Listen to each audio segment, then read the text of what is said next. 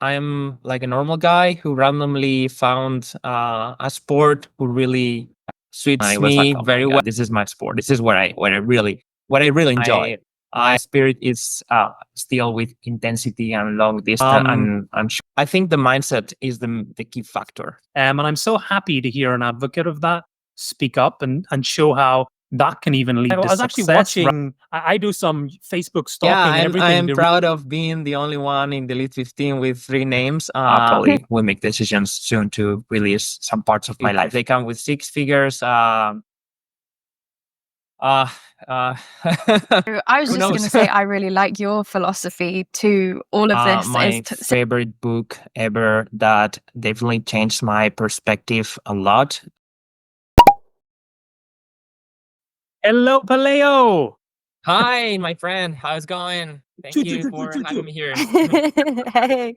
Hi, How you doing? Very good. Very good. First Pelayo, of all, let's start off really simple. Like, where are you calling in from today? Like, where is home for you? home. Okay, home is like a more different word than where I live. I live in Chicago. And I don't consider this my home. This is my where I live now. My home is in Spain. I'm from Asturias. Yeah. Like a small region in northwest of Spain. But I've been living in the US for the past 6.5 years already. Okay. Yeah, so I've been here. I've been first in California and working for the University of Santa Cruz. Then I moved to Chicago when I got married. I keep working for the same company, but I'm remote now. And I've been in Chicago the past 2.5 years. So, wow, that's awesome. Okay, there's a little bit of echo on my side. Is it Lily? Is it coming through your? Can you? I'm muting on mine. Okay, cool. That's fine. The echo has stopped. Yeah, Pelayo, I'm very familiar with the area where you're from. I think we spoke a little bit that I'd done the Camino Primitivo recently, last year, and it was one of the best trips that I've done. But I've done so much there. I used to do a lot of hiking in the Picos. I love San Sebastian as well, which is just to the east. I love Cantabria. I love Galicia. All the way to North Portugal. That north coast is a real hidden gem in Europe, isn't it? Not as known as it. I'm so happy that you say that because most of people know Barcelona, Madrid, or the East Coast. Nobody goes to the west side, to the northwest, which is like a hidden spot that nobody knows, and it's so beautiful, so good. A lot of good food, a lot of food. Landscape is amazing, so you can go from the mountains to the ocean in 30 minutes driving.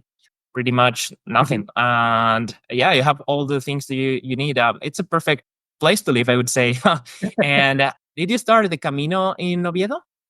I started in Oviedo, and then finished in Santiago de Compostela, where most of the tours finished. Oviedo is my hometown. It's where I grew up. Yeah, that's my hometown. It's actually a nice city too, Oviedo. It's quite a nice city. Plenty to do, good food there.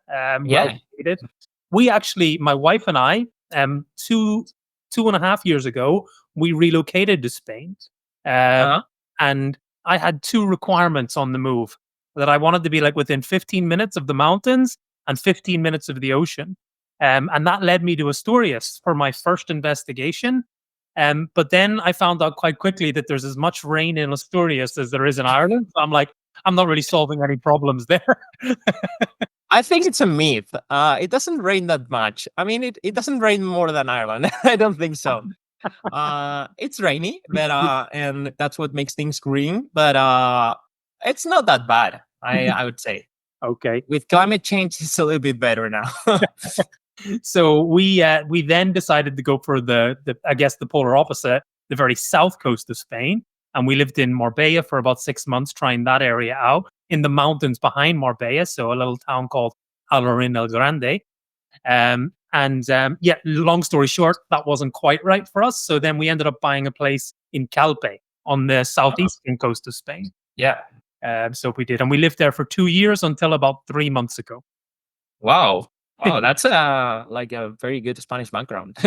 So we pretty much can do the podcast in Spanish, or We can. I think Lily. No, not for me, not for me. no? Okay, we'll respect I'll be that. so lost. But let's start really, really simple, Pelayo. So as we really want to try and tell the human story, as much as we'll talk about your sporting performance and your philosophies and understanding of sport, I'd like you to start with, if you could, just a description of yourself. If you were to describe yourself in the shortest way possible, how would you describe yourself? At this point of my life, I'm like a normal guy who randomly found a sport who really suits me very well. After all my life trying different things, I would say that's the best way to describe where I am now, who I am now. Like a normal person, totally normal. I have no like extraordinary ability in any sense, and hard worker and trying to be smart with the things I do, and be efficient in everything I do. That's all. Yeah, awesome. And you've got such a mixed background, whether it be like in academics or even sports or philosophy. I've done some deep dive, and you're a big believer in certain types of philosophies going back many years. And I want to drill into that a little bit as the conversation goes on. But have you, like, in the preparation for this podcast, like looked at any of our previous episodes? Do you know how we operate, or do you want me just to tell you? It's pretty new to me, to be honest. So I'm gonna start. What I usually do is, when I listen to like when I'm invited to a podcast, I prefer, if I haven't watched anything, I prefer not to watch. I prefer to be like a little bit surprised and not be conditioned, and then I listen to all the podcasts before. That's what I do, and that's what I'm gonna do in the next few days with Jonathan Wynn, with all the. You also interviewed Dylan, I guess. Yes, correct. Yeah, Dylan, And Sean Noble. Yeah. Yeah, Sean Noble. And we've just finished a podcast with Tim Vinish. Finished. Yeah. No, very soft W. Vinish. He told me how to say it. Finish. Still too aggressive on the W. We gotta go finish. Oh, okay. So I have to be smooth. Okay. Sorry, team. But yeah, so I guess the core of our podcast is 8 key questions. And that's why it's kind of called the 8x8, like tying in with the 8 exercises, 8 runs in HYROX, 8 questions. Doesn't necessarily need to be a minute long, but like relatively short questions. You give your answer, and then they'll come at you from different angles. And the idea of those is to allow the HYROX audience to get a better understanding of who you are and like what makes an athlete. So that's kind of the approach we come from. Some of the questions will be fun. Some of them should make you think a little bit. Some should surprise you with the research we've done. But that's the ambition, is to make it as interesting for the athletes as possible, because we really do respect your time. Awesome. And then when it comes to time, we should be done 50 minutes. Generally, we land right about the 50-minute mark. Awesome. Yeah. Amazing. Sounds fun. Are you ready to go? Vámonos. Yes. Vamos. Okay, cool. So, question 1. Asturias, Galicia, and Cantabria. It's just the most beautiful area that I know, and culture and cuisine. Why did you leave to the US? And just give us a little bit of an overview on some of the areas where the cultures really differ and divide. Yeah, so I live here in the US because of work opportunities. That's the straight answer. So I moved because I got a very good job offer 6 years ago. And also because I had been living there all my life. I wanted to like have new experiences. I had never thought to stay that long in the US. So basically that's the easy answer. And differences are all. So I have to give you an example. When I go back home, it's so easy to meet with people in terms of here in the US, everything has to be scheduled in advance. Okay. Everything has to be planned with a lot of time. There you go back and you don't need to plan anything. You just go to the street and you just find people and do plans just by the way. So without thinking too much. I have like everything looks very close there. Everything looks very, very close, very accessible. That's what I I feel when I go back. Mhm. It's like I leave home, I go to the track. There's a running track in front of where we live. Mhm. There in Spain, in Oviedo, and there's always people who I know there. So there's always people to hang out, and there's that's the main difference. Here in the US, it's like more lonely lifestyle. Okay, cool. And you got married, I think, around 21, 22. You got married. Yeah, Is your yeah, wi- 22. is your wife? Is she from Spain? Yeah, she's from Galicia, so Mhm. we are in the same page, Wow. more or less. Did you? She likes more big cities than I like, but we are from the same part of Spain. And did you go on that journey to America together, or you met out there? No, we met here. We met through triathlon. Yeah, Mhm. it's a funny story. Yeah, it's a coincidence that we met here. And by the way, she was living in at that time she was living in Chicago. I was living in California. We met in Miami, so it was kind of interesting. Yeah, we met in a triathlon race. That's Wow, a long story short. that's incredible! Wow, that's amazing. You met someone from like your home area, Yes. so far away from home. Literally, her parents and my parents, they see each other very often because they live 1 hour driving away. So that's very Yeah, easy for them to meet. yeah, that's it. Yeah, wow. Luckily, your parents and her parents weren't relatives anyway.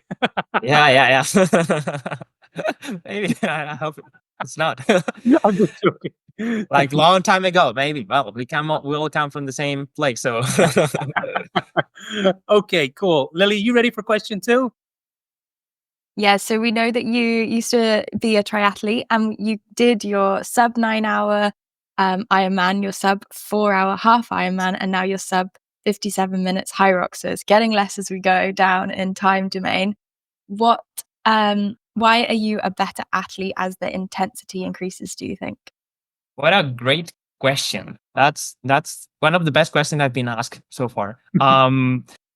Okay, so I think I've been through my triathlon career. I was progressing from short distance to long distance. So it took me 6 years racing short distance to decide to try half Ironman. So it was not that directly. So I didn't go into the half and long distance triathlon straight away. I just stayed in the short distance. I had a very good foundation of high intensity work for many years. And then because it was not basically, maybe it was not my decision. It was like how people usually progresses through like Ironman. Everybody wants to do an Ironman. So I had to be there. So like, wait, I probably have to do an Ironman.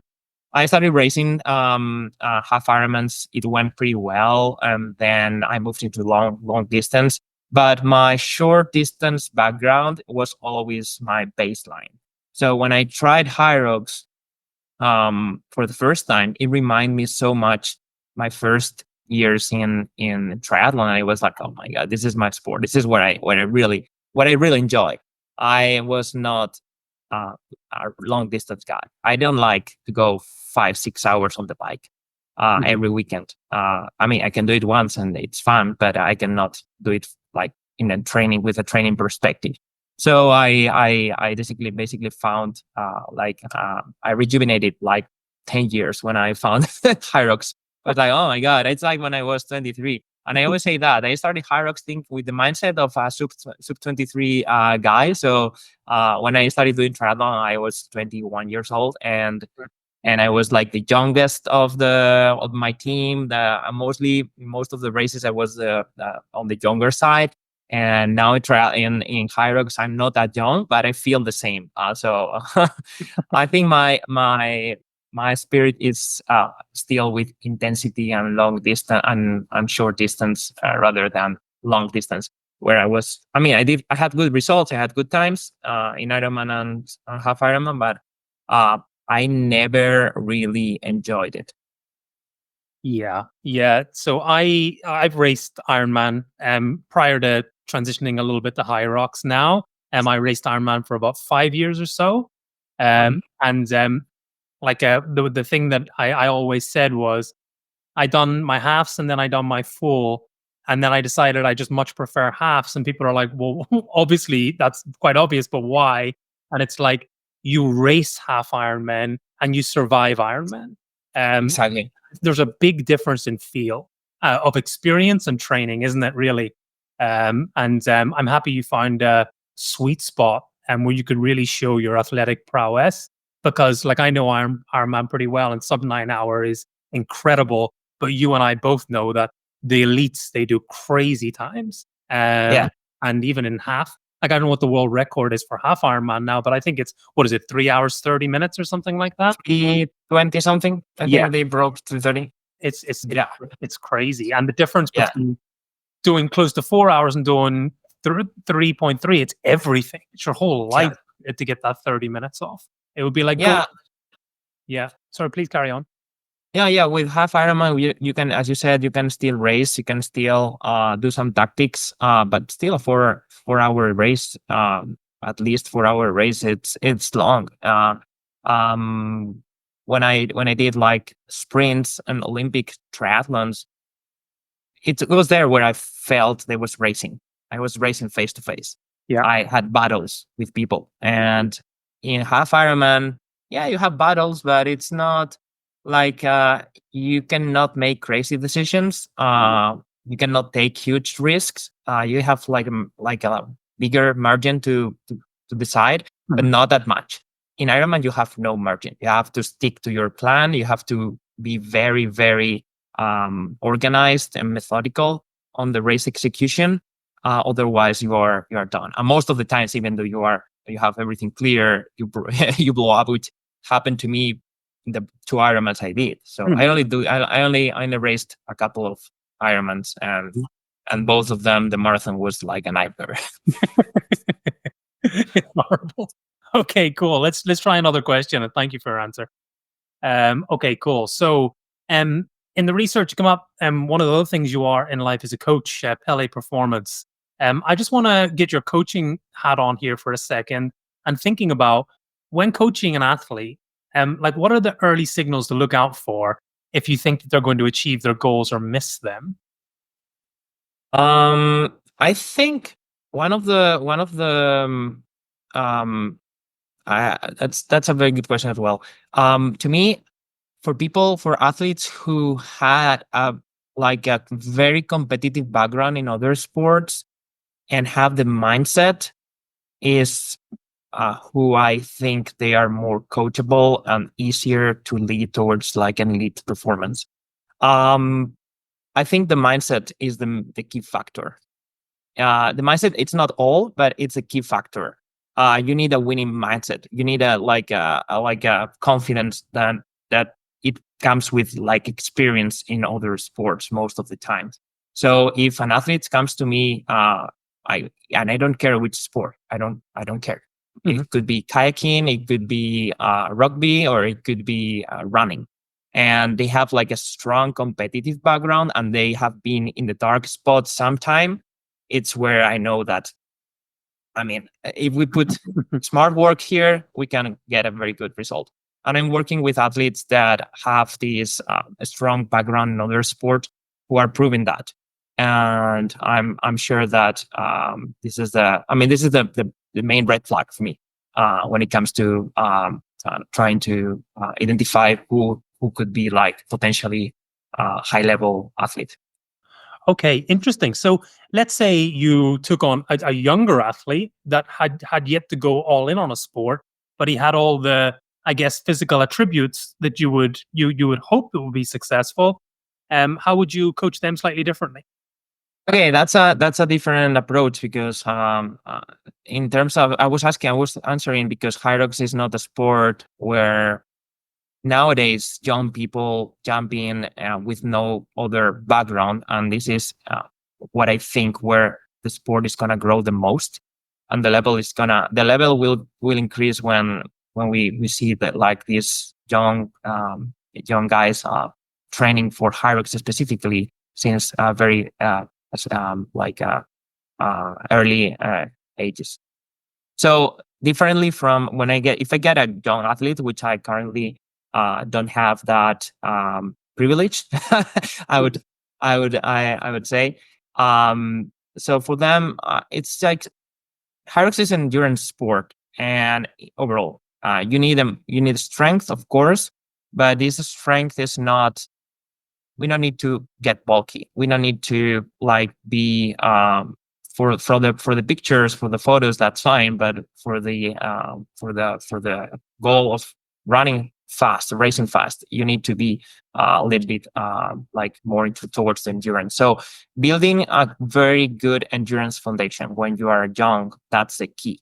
And that's very similar to what's happening with triathlon. If you look at the long distance triathletes who are successful nowadays, half Ironman and Ironman, we are talking about people in the mid-20s, which are young.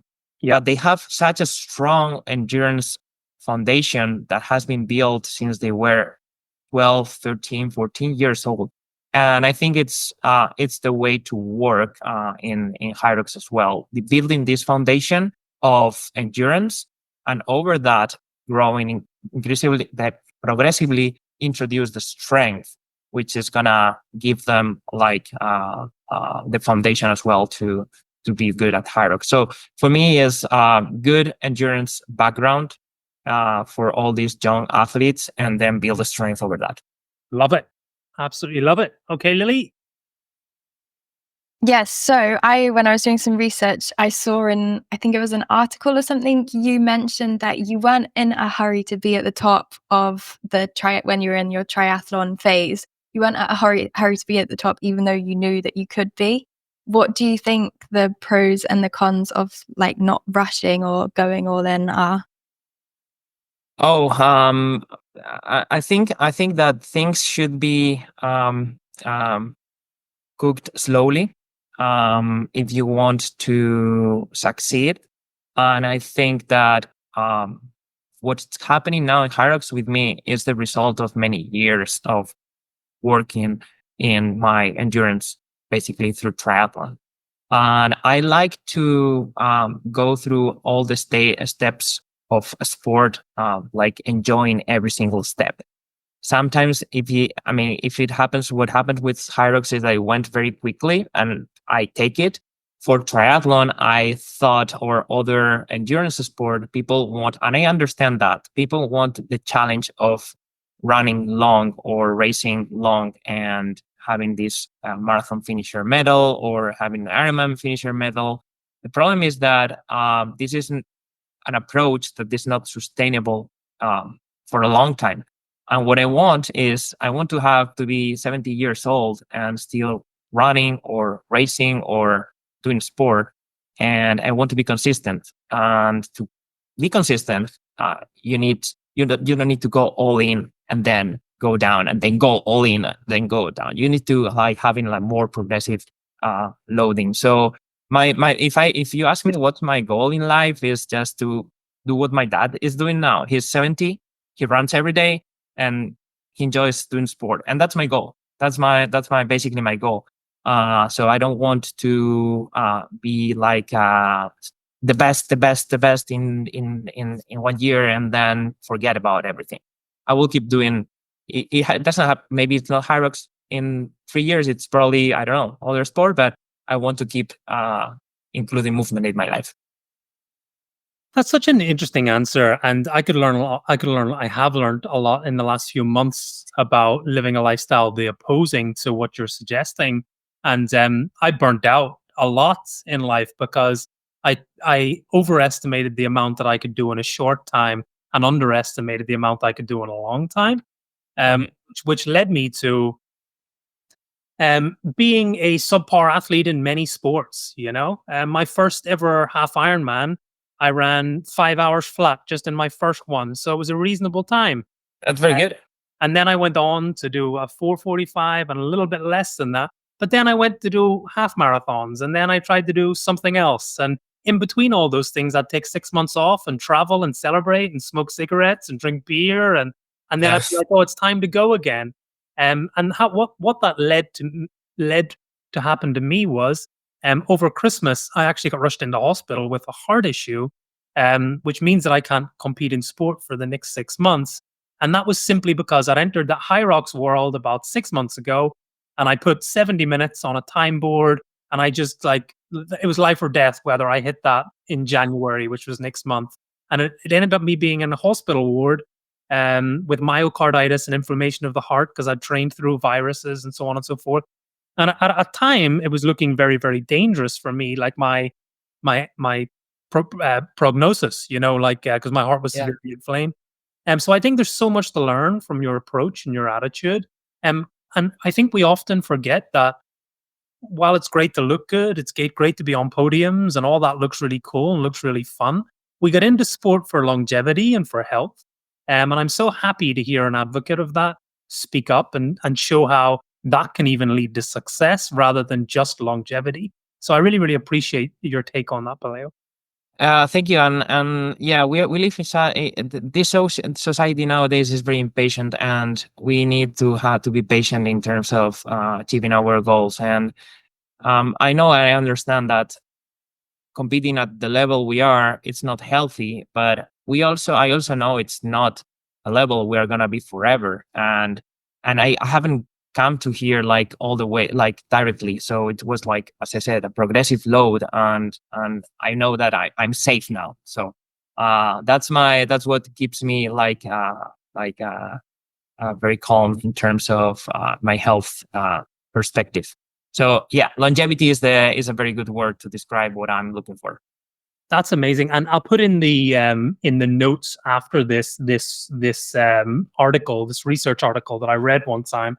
But essentially, they aggregated marathon times in the Boston Marathon over, I think it was like a 50-year period, and what the results of that like sort of study showed was that your capacity for endurance when you're 13 years old just increases and increases and increases until, let's say, 38, 39, 40. But for you to get back to the point of when you were 13 again, so the aerobic capacity of a 13-year-old, it takes until you're 70 years old. So that's the capacity for aerobic performance. And that's just based on average marathon times, right? For 13-year-olds, 14-year-olds, 15-year-olds, so on and so forth. Yeah. And I'm comparing those age groups retrospectively. So capacity for aerobic has got huge longevity. You said your father's been running for a long time, and the research even speaks to that too. So I'll share that in the comments. But that's a really, really, really, really interesting article. Very, very interesting. Yeah. Yeah. Okay. Cool. Okay. Question 5. So yeah, you've done more. I was actually watching. I do some Facebook stalking and everything to really get a true picture of who you are. Amazing work. I seen your karate moves. You're so light on your feet, even still changing stances, hopping back and forward. I seen that. I seen that you done a lot of skiing, obviously Ironman, HYROX, running, and I'm sure there's a bunch of other things you've done. You're a true multi-sport athlete that come into HYROX and has done well. We touched a little bit about the next generation coming into the sport that started with HYROX. Like where do they take us to? Like, is it the next generation that take us to sub 50 minutes? Like, what is possible? What is humanly possible? I'm remembering Dylan's answer. I think I honestly think it's possible to break that time. So you basically need to run at 3:15 and do stations more or less at the level of the high top athletes nowadays. Running 3:15 per K is not a crazy thing. There's many people whose threshold is below that. It's just about finding the right people who come into the sport, or building the people who has these abilities, and making them like in the way to do it. So I think it's doable.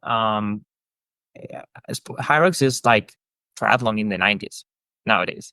So who could think that people would break 7 hours in an Ironman? I mean, even though if it was or do 7:20 something in an Ironman a few years later, it was impossible. Breaking 8 hours was like, to me, I think that the 50 minutes mark is like the 8 hours in triathlon, and how they saw that time at the mid 90s, at the end of 90s.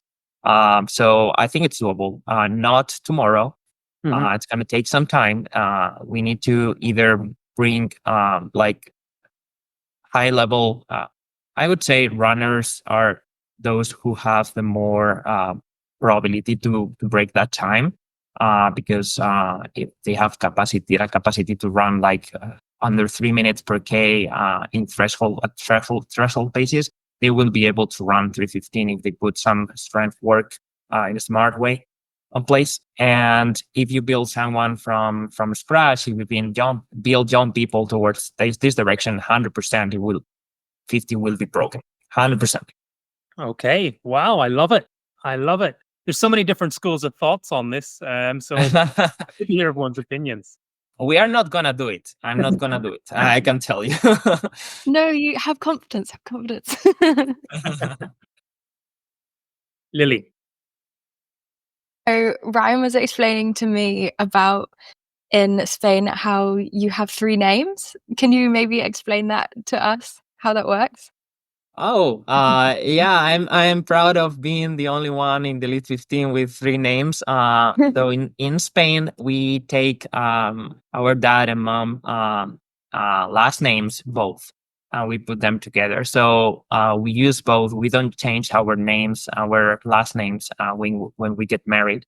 And then our son or our sister, our sons, like kids will take the last name of the father and the last name of the mother. And when I came to the US, I was using basically only one because it was difficult to explain. People think that my first last name is my middle name, and it's a little bit messy. But then I realized it was part of my essence, part of me. So I just kept the 2 last names in the major races because I want to keep my my mom's last name as well. So yeah, and it also happens in other countries, not other Latin countries. So in Mexico as well. So it's a good way to represent all the Latin community. Yeah, so that's why I keep both. But I guess the question was more like, what does it mean to you to represent the Latin community? Like, I think in the whole top 40, if we include Italy, there's only one other, and that would be Eugenio. That would be like a Latin person. And he's 26. He's 26 in the current standings, nearly 15. But like, what does it mean to you to represent the Latins? And when do you think we'll see more enter the upper echelons of the sport? Yeah, I mean, when I first raced HYROX, there were more Spanish people in the top 20 and more not from Southern America because HYROX hadn't been there yet. Now, I mean, I think it's just a random thing that could change very quickly if there's a guy in Spain who just finds this sport is the right one. But I mean, I feel proud. I'm proud. I was the captain of Spain in the relay world championships last year. It was a privilege to me to represent my country. It's like a dream. You go to a race and you see the support of all the Spanish community, Latin American community, and we really my wife Elena, she loves Mexico, and I love it as well, and we are racing there this season. We are trying to help them grow the sport as well, and yeah, I mean we always that when you speak the same language than someone else, you feel closer. And I feel that love from the people, even though I live in the US, and when I go back to Spain, I feel it. And every time I go, I feel like more people know me, which is incredible because I mean, within our community, of course, we are a small community, but still something that didn't happen when I was doing triathlon. So it's different and funny, and I like it. That's awesome. So my wife's Mexican. So yeah, I've got a half Mexican household, and we've got 2 Mexican Irish daughters. Oh, interesting mix. As I said to John Wynn on the previous pod, it's like you don't know whether they're gonna fight you, buy you a pint, or dance with you at any given point. They're very fiery and spicy. And that's just how we are in our household. Yeah, Jonathan is fully immersed in the Spanish culture now. Oh dear, that's wonderful. Okay, cool. Question number 7. So you have a lot on your table. So you're the coach of Pele Performance, a project scientist. You do some sort of water table management, from what I understood. A HYROX Elite 15 athlete, a husband of 3 years now. How do you balance it all out? You don't seem very stressed to me, Pelayo. Like, are you not stressed? Like, how do you do it? I am stressed. I am stressed. I have to be honest. It's not what you see in social media. It's not what you see in the interviews. There's a lot of things going on in the background that people don't see. And I don't see I struggle because I'm trying to enjoy every single step. But I think that things have evolved very quickly in the past few months, and I feel a little bit overwhelmed nowadays. So, which is great. I mean, I on the good sense, which is everything is good. So it's not that things are going. So I at some point I will have to make some decisions to have a more relaxed lifestyle because it's not healthy to work all like every single day, which is what I have been doing since 4 months ago. 4 or 5 months ago, I worked on the weekends. I work like mostly every day. So it's been more stressful than it's shown on the media, on the social media. Yeah. I how I balance. I wouldn't do it without Elena. I mean, she is such a great support. In all the it's so easy with her because first she's in the same page as I am. She understands that if I have to train, she understands. She comes with me. She trains with me. She pushes me a lot. She supports me on work when we have good day, when I have bad days, when I have good days. And with the company, with Pele Performance, which is our baby, I would say that's our project that I have been all my life. I love to teach people what I know and help them not to make wrong decisions in life. And through sports, I think it was my the way that we are doing it. In this case, is with HYROX and triathlon, but we are trying to not only coach. I mean, it's not only about programming; it's about coaching people and helping them making decisions in life that, as I said, makes things durable along throughout time. So, like brief, I'm just talking too much. So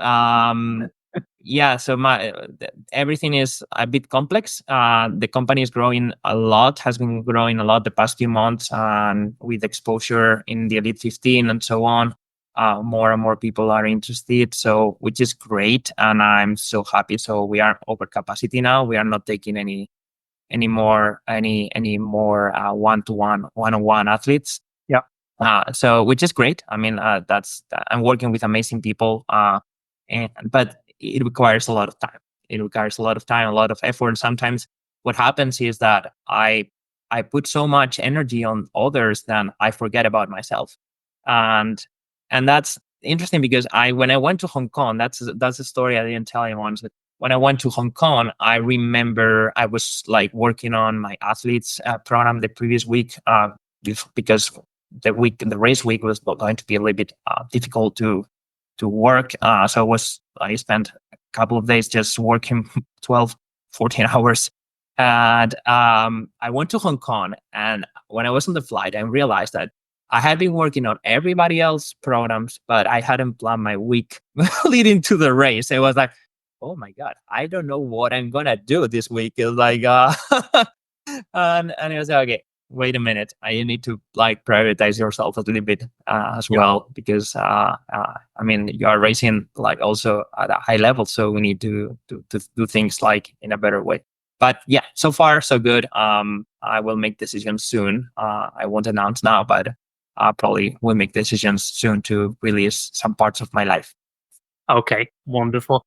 Listen, it's often, not often, but once in a while in life, we find ourselves in a very luxurious position where we have everything we could have ever wanted. And then we realize actually having it all at the same time is actually very, very overwhelming. And um, we feel guilty for being stressed about it or frustrated about it. But the reality of life is your biggest problem is your biggest problem. You know, for some people right now, they might be in Ukraine and they might be trying to keep their lives safe and from bullets and fire. That's their biggest problem today. Yeah. But for some people, their biggest problem might just be they've broken a leg and they can't exercise like they used to. They don't scale. It's not how it works. And people can get overwhelmed when there's lots of great stuff. And it's good to see you've got plans to release a lot of that because yeah, it's tough. But let me just ask you this question. This is actually a little bit of an interesting question, and hopefully this doesn't push on the news that you wanted to break. But let's say unknown sponsor comes out of the woodwork and says, Pelayo, we are going to sponsor you. All your bills are covered for the next year, 6 figures plus. Just go all in and be an elite 15 athlete. You're going to be morally quite even bound there, aren't you? Because ethically, you're trying to do a lot for the planet in your core passion. And then athletically, you're trying to perform at a very, very high level. And that means a lot to you. I don't even think that would solve a problem for you. I think that would cause you greater stress. How would you feel if that was the case? Oof. I never thought about that scenario because I don't think it's gonna happen. But I'm not personally. I'm not a sponsor. I'm not gonna leave my work passion completely. Never. I think I've been doing like a very good job, as you said, for the planet. Our company has been making decisions in terms of coastal management that has led to like saving a lot of lives and preserving a lot of nature, which is something that will stay with me forever. I don't think that like by taking a sponsorship will like stop all these sort of things. And I can sometimes you can take some time for you and dedicate to other stuff and then come back. So I if they come with 6 figures, uh who knows? 6 figures. I was expecting 5, but if they come with 6, that would be like a different story. I probably, it depends on the conditions, of course. I'm not if I move from a stress situation to a more stressful situation, of course not. Money won't pay my mental health. Yeah. But my priority in sports, my only priority is to be first to grow our company and help people through this project that we have, Pelayo Performance. That's my main priority, and my second priority is to perform myself and enjoy doing sports. Cool. I have been doing sports all my life without looking for money, I spent money doing sports. I spent my money to do sport, and I have the same approach now. I think for me, HYROX is not. I'm not money. I'm gonna be racing no matter what. Yeah. I would be racing if I wouldn't pay, which is, I mean, I understand it's not fair for an elite level if you want to make a living, but if you consider that like a hobby, your passion, you're willing to do it with no reward, economic reward. But of course, we have other resources that support us economically. So from the economic perspective. So yeah, that's my answer. I would take it. I don't know. It depends on the conditions. It depends how it fits within my life, and if it will add more stress. No. Yeah. Okay. Interesting. Money is such an interesting question. Like when you're thinking about making a decision on something, and then there's money involved, it adds this additional layer of complexity, right? It's kind of like, but I think you've truly just got to look back and go, okay, what are my core morals? What are my core values? What is it that I'm really trying to get out of anything? And this goes beyond sport. And then make the decision. If there's money there at the end of it, that's a bonus rather than a reason. Okay, cool. Question number 8. Lillie, Yes, so I was just going to say I really like your philosophy to all of this is similar to what Tim was just saying in the previous podcast, where he just does it to enjoy it and the rest kind of comes along with it, which is really cool. But we've seen that you like have a sort of deeper worldview and enjoy philosophy as well. What is there a sort of one quote or one book that's shaped your view of the world, do you think? Yeah, I will share my favorite book ever that definitely changed my perspective a lot. Unfortunately, it's only written in Spanish. I will talk to the author and see if he can ask for translation, because he's such a humble guy who doesn't want any exposure, that he doesn't care shit about that. But so the book is Quizás vivir sea esto, maybe living is that, is the translation. It's a story. It's a self story of a guy from Oviedo, from my hometown, who climbed the 14 highest mountains of the world without oxygen. And in every single expedition, his only goal was to help. His doctor as well, so it was climbing and helping. So he brought like medicines and food and everything to the kids there in the Himalayas and in Nepal. And he has never been on the news. He has never been on the TV, on the shows and anything. He had such a low profile, and he achieved such amazing things. When you read the book and you and see how he explains what he does, is, oh, wow, that's incredible. If anyone who can do 1% of what you did would be like posting in social media immediately and showing like how good they are. And this showed me like maybe happiness is not only about showing to people what you do, but really enjoying yourself. And I really do things when I do sport, when I race, I race for myself. I look it maybe seems like, could be like if I say that straight, like it seems like very selfish, but it's not in this sense. I'm talking about like you truly have to enjoy what you are doing to yourself. And that book, I mean, it proved it. And it was like, and I know the guy, and the best thing is that I know him since I was 3 years old, because he lived nearby, and we know each other, and I know any of him, and I didn't know him until I read his book 30 years later, and it was like, oh my god, Jorge.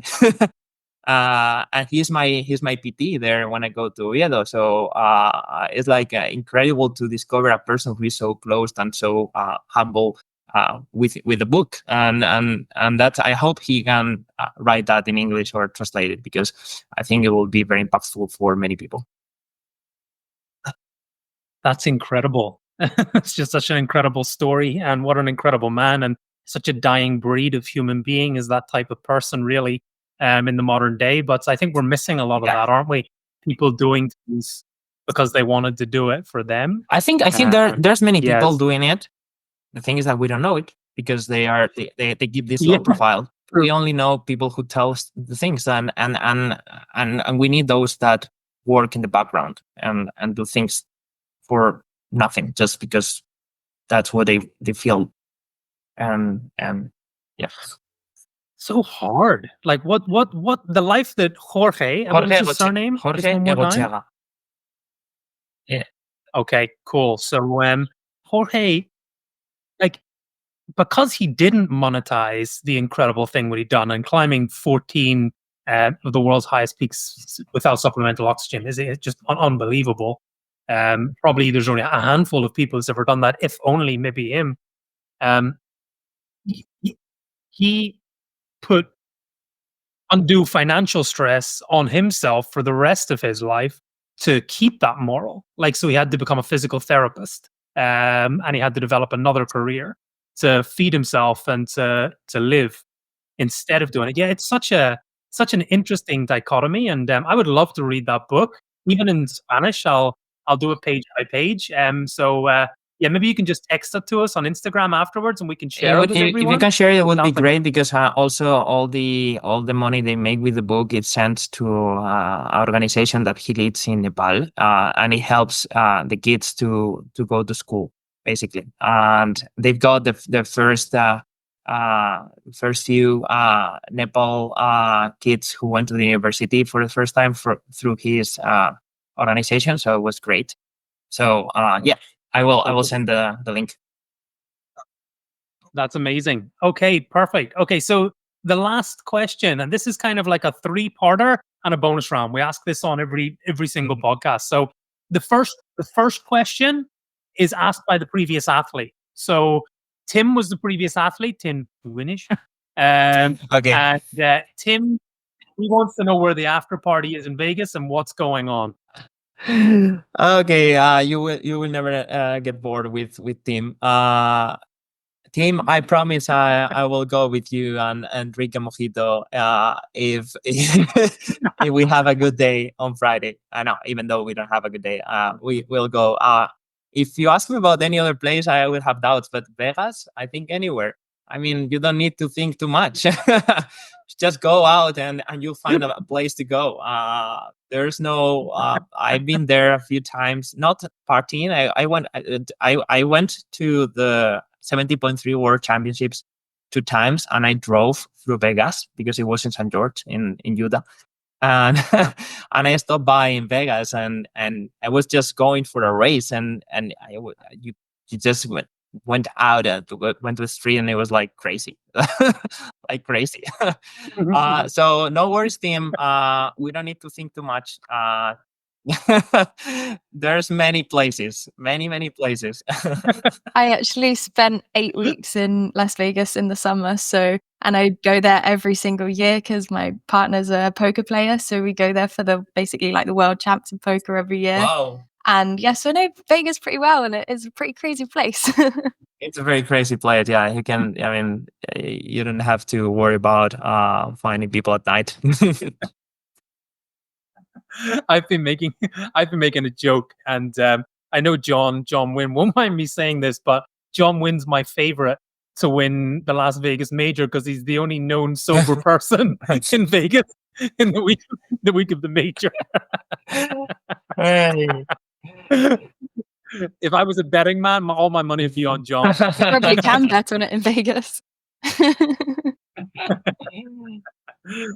Okay, cool. The last part of this question is this is for intermediate athletes, let's say anywhere from 2 hours to 90 minutes, or maybe just below 90 minutes. What's one piece of advice you'd tell them down the barrel that if you do this and you do it for 3 months, you'll shave 10 minutes off your time? Work on technique and efficiency on the stations.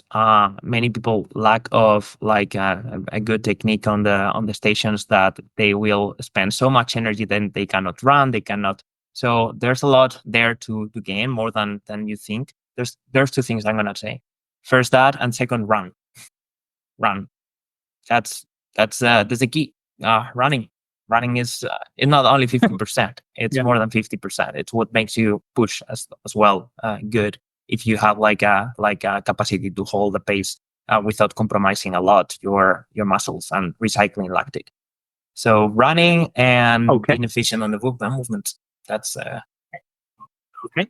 Cool. And I guess the last part of it is what question do you have for the next athlete? Next athlete is Harry Thompson. Okay. Yeah, that's a difficult one to me. I don't know him very well.